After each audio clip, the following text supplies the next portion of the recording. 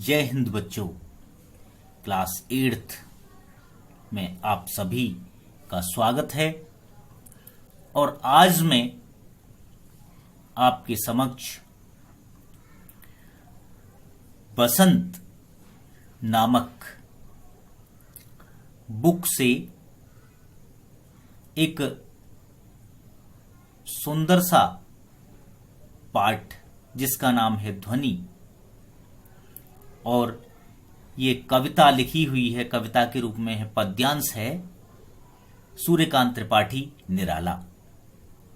निराला जी एक ऐसे कवि रहे हैं कि अपने जीवन में उन्होंने बहुत श्रम किया, बहुत परिश्रम किया और विश्व को अपनी लेखनी द्वारा ऐसी ऐसी कृतियां प्रदान की हैं जिनसे कि मनुष्य के सोए हुए हृदय को आनंद मिलता है, उमंग मिलती है और मन हमारा तरंगित हो उठता है। आज इस ध्वनि कविता के माध्यम से आपके समक्ष निराला जी की इस कविता को मैं प्रस्तुत करने जा रहा हूं, तो आप देखें। यहां दिखाई दे रहा होगा आपको, देख लीजिए। अभी न होगा मेरा अंत, अभी न होगा मेरा अंत, अभी अभी ही तो आया है मेरे मन में। हिंद बच्चों, सभी को आज की इस कक्षा में, कक्षा 8 के बच्चों के लिए मैं स्वागत करता हूं आपका। और सूर्यकांत त्रिपाठी निराला एक प्रख्यात कवि की रचना जो ध्वनि के नाम से है, पहला चैप्टर है आपका बसंत पुस्तक में। तो उसके माध्यम से कवि अपने विचार व्यक्त करना चाहते हैं। वसंत का आगमन हो चुका है और वसंत, आप जानते हैं कि जब वसंत का महीना आता है, वसंत ऋतु आती है, तो कलियां खिल उठती हैं, उनसे पुष्प खिल उठते हैं, खुशबू देते हैं और भौरा पराग पर घूमने लगता है। तो इस कविता के माध्यम से उन सोए हुए युवा पीढ़ियों के हृदय को जागृत करना ही कवि का मुख्य उद्देश्य है। तो चलते हैं, पढ़ते हैं इस कविता को, ध्यान दीजिए। अभी न होगा मेरा अंत, अभी न होगा मेरा अंत, अभी अभी ही तो आया है मेरे मन में मृदुल वसंत। अभी न होगा मेरा अंत, अभी न होगा मेरा अंत, अभी अभी ही तो आया है मेरे वन में मृदुल वसंत। अभी न होगा मेरा अंत। कवि मानते हैं कि उनका अंत अभी नहीं होगा, क्योंकि अभी अभी कवि के जीवन के अमृत रूपी वन में वसंत रूपी यौवन आया है। अतः अभी उनका अंत नहीं होगा। कवि मानते हैं कि उनका अंत अभी नहीं होगा, क्योंकि वह आशावादी हैं, जैसा कि हमने जाना। और इस गुण की वजह से वह यह मानते हैं कि अभी उनका अंत नहीं होगा, जब तक वे अपने उद्देश्य की पूर्ति नहीं कर लेते। कवि के जीवन में नए उत्साह और जोश का आगमन हुआ है। बसंत ऋतु में चारों तरफ फूलों की भरमार और उनकी खुशबू फैली है, जो कि बहुत सुंदर लगती है।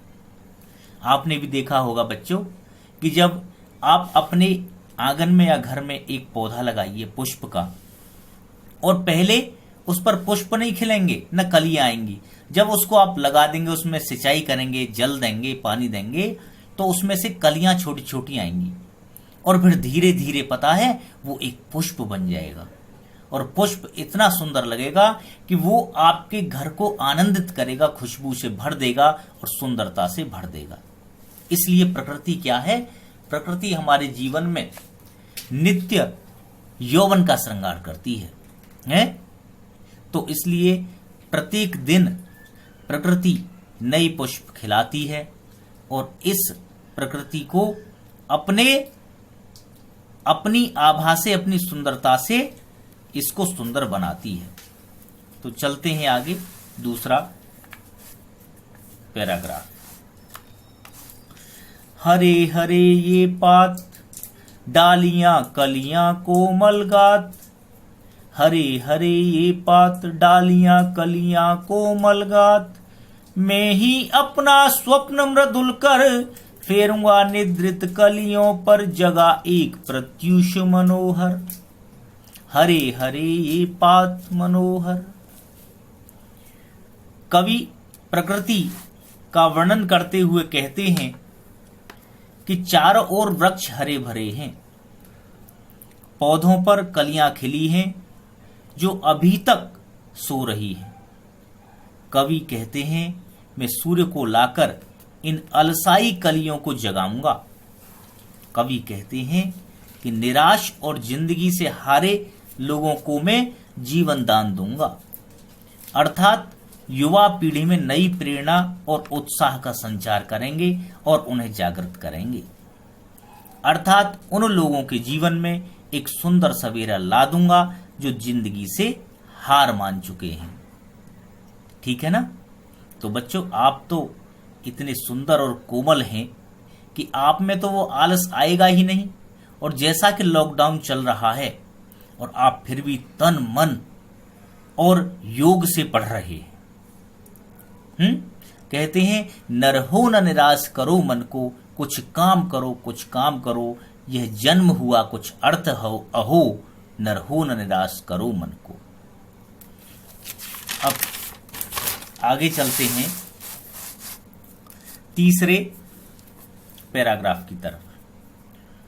पुष्प पुष्प से तंद्रालस लाल साखी चलूंगा मैं, अपने नवजीवन का अमृत सहर्ष सींच दूंगा मैं। पुष्प पुष्प से तंद्रालस लाल साखी चलूंगा मैं, अपने नवजीवन का अमृत सहर्ष सींच दूंगा मैं। द्वार दिखा दूंगा फिर उनको, द्वार दिखा दूंगा फिर उनको, है मेरे वे जहां अनंत, अभी न होगा मेरा अंत, अभी न होगा मेरा अंत। इसका अर्थ देखिए, कवि प्रकृति के द्वारा निराश हताश लोगों के जीवन को खुशियों से भर देना चाहते हैं।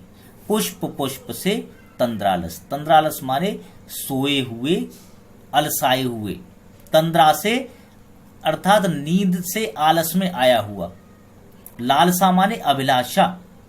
पुष्प पुष्प से, फूल फूल से, अपने नवजीवन का अमृत सहर्ष सींच दूंगा, द्वार दिखा दूंगा फिर उनको, है मेरे वे जहां अनंत। प्रकृति के, कवि कहता है कि प्रकृति के यौवन का श्रृंगार करेंगे कभी न बासी फूल, हैं, प्रकृति के यौवन का श्रृंगार करेंगे कभी न बासी फूल, नित्य नूतनता का आनंद किए है परिवर्तन में टेक। कवि प्रकृति के द्वारा निराश हताश लोगों के जीवन को खुशियों से भर देना चाहते हैं। वे कहते हैं कि मैं एक एक फूल से आलस्य को खींच दूंगा, हैं, अर्थात मैं आलस में पड़े हुए युवकों के मन में नए जीवन का अमृत प्रसन्नता से भर दूंगा, जिससे प्रत्येक मानव सुख में जीवन जी सके, अर्थात जो कठिनाई उनके जीवन में आए उसे वे उत्साह पूर्वक और साहस पूर्वक पार कर सकें एवं प्रसन्नता से जीवन जी सकें। कवि का मानना है कि युवा पीढ़ी अब अपने आलस को दूर कर परिश्रम करेगी तो वह स्वर्ग को भी पा लेगी। जो ईश्वर को प्राप्त कर लेता है उसका अंत नहीं होता। इसीलिए कवि कहता है कि अभी न होगा मेरा अंत, जब तक मैं नहीं अपने जीवन को नहीं मरने दूंगा, जब तक इस सोए हुए लोगों के जीवन को जगान दूंगा, इनके अंदर पुष्प की तरह एक अभिलाषा न भर दूंगा, है। ठीक है ना। पुष्प की अभिलाषा पता है क्या है?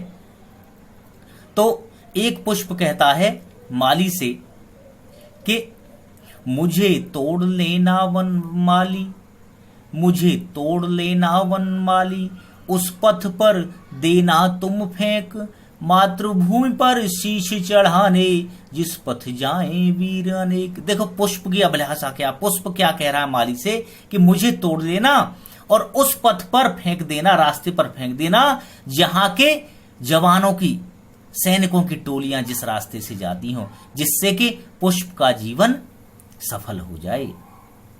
तो जब तक कवि नई पीढ़ी की को राह नहीं दिखा देंगे, उनको सही दिशा का ज्ञान नहीं दे देंगे, तब तक उनका अंत नहीं हो सकता, क्योंकि कवि ने यह अपने जीवन में ठान लिया है। बच्चों आ गया समझ में? तो कवि चाहता है कि जिस तरह से पुष्प खिलता है, जीवन में कलियां पुष्प खिलाती हैं, उसी तरह से जो सोई हुई युवा पीढ़ी है जिसमें आलस्य भरा हुआ है, जगते ही नहीं है, काम नहीं करते हैं, तो इसीलिए उनको जगाना है और पुष्प की तरह महकाना है, जीवन में संचार करना है, नवीनता का, जागरूकता का, उत्साह का, उमंग का। तो यहां देखिए, ये आपके प्रश्न अभ्यास हैं। कवि को ऐसा विश्वास क्यों है कि उसका अंत अभी नहीं होगा?